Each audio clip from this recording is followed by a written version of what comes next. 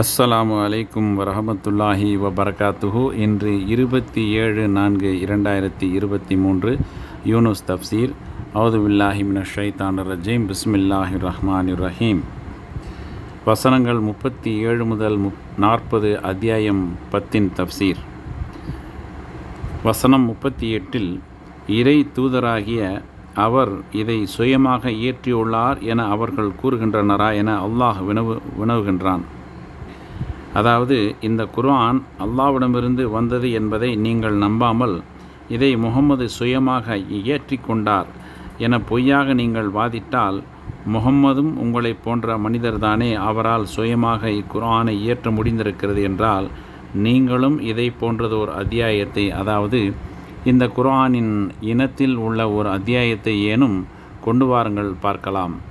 அப்படி கொண்டு வருவதற்காக மனிதர்கள் மற்றும் ஜின்களில் உங்களால் முடிந்த அனைவரது உதவியையும் பெற்றுக்கொள்ளுங்கள். இது 3வது அறைகூவல் ஆகும். இந்த குர்ஆனை முஹம்மது ஸல்லல்லாஹு அலைஹி வஸல்லம் அவர்களே சுயமாக இயற்றி கொண்டார்கள் என்ற வாதத்தில் இணை வைப்பாளர்கள் உண்மையாளர்களாக இருந்தால், இதற்கு எதிராக இதை போன்ற ஒன்றை கொண்டு வரட்டும் என உயர்ந்தோன் அல்லாஹ் சவால் விடுக்கின்றான். இதற்காக அவர்கள் தாம் விரும்பக்கூடிய யாருடைய உதவியை வேண்டுமானாலும் கேட்டு பெறட்டும் என்றும் அல்லாஹ் கூறுகின்றான். அவர்களால் இந்த அறைகூவலை எதிர்கொள்ள முடியாது, அதற்கான முகாந்திரம் எதுவும் அவர்களிடம் இல்லை என்பதை மற்றொரு வசனத்தில் அல்லாஹ் தெரிவிக்கின்றான். நபியே, இந்த குர்ஆனை போன்ற வேதம் ஒன்றை உருவாக்குவதற்காக எல்லா மனிதர்களும் ஜின்களும் ஒன்று திரண்டாலும் அவர்களால் இந்த குர்ஆனுக்கு நிகரான ஒன்றை கொண்டு வர இயலாது. அவர்களில் சிலருக்கு உதவியாளராக இருந்தாலும் சரியே என்று கூறுவீராக. பின்னர் முழு குர்ஆன் என்ற அளவை குறைத்து 10 அத்தியாயங்களையாவது கொண்டு வாருங்கள் என ஹூத் அத்தியாயத்தில் ஒரு வசனத்தில் அல்லாஹ் அறைகூவல் விடுக்கின்றான். அல்லது இவர்தான் இவ்வேதத்தை புனைந்து கூறுகிறார் என்று அவர்கள் சொல்கிறார்களா? அப்படியானால் நபியே, அவர்களிடம் நீங்கள் உண்மையாளர்களாயின் இதை போன்ற புனையப்பட்ட 10 அத்தியாயங்களை ஏனும் கொண்டு வாருங்கள் பார்க்கலாம். அதற்காக அல்லாஹுவை தவிர உங்களால் முடிந்தவர்களை துணைக்கு அழைத்து கொள்ளுங்கள் என்று கூறுவீராக. பின்னர் 10 அத்தியாயங்கள் என்பதை ஒரு அத்தியாயமாக குறைத்து இந்த வசனம் 38 இறை தூதராகிய அவர் இதை சுயமாக இயற்றியுள்ளார் என அவர்களிடம் கூறுகின்றனரா?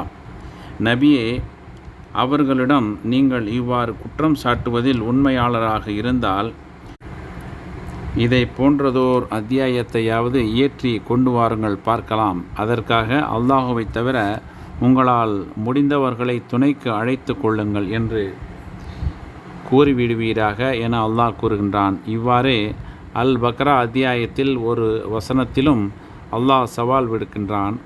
மதீனாவில் அருளப்பெற்ற அந்த அத்தியாயத்தில் ஓர் அத்தியாயத்தை கொண்டு வருமாறு கூறிவிட்டு அடுத்த வசனத்தில் அது அவர்களால் ஒருபோதும் முடியாது என்பதையும் அல்லாஹ் தெரிவிக்கின்றான். நீங்கள் அவ்வாறு செய்யவில்லையானால் நிச்சயமாக நீங்கள் ஒருபோதும் அவ்வாறு செய்யப்போவதில்லை.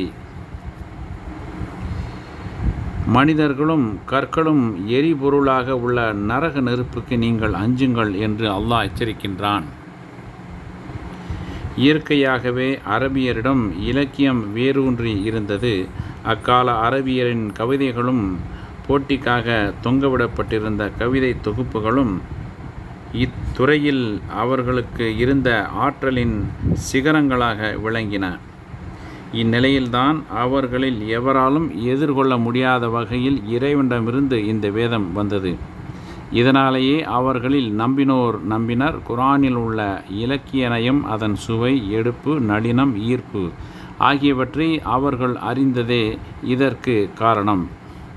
இதை அடுத்து மக்களிலேயே குர்ஆனை நன்கு அறிந்தவர்களாகவும் அதில் உள்ளவற்றை விளங்கி கொண்டவர்களாகவும் தீவிரமாக அதற்கு இணங்குபவர்களாகவும் அவர்கள் மாறினர்.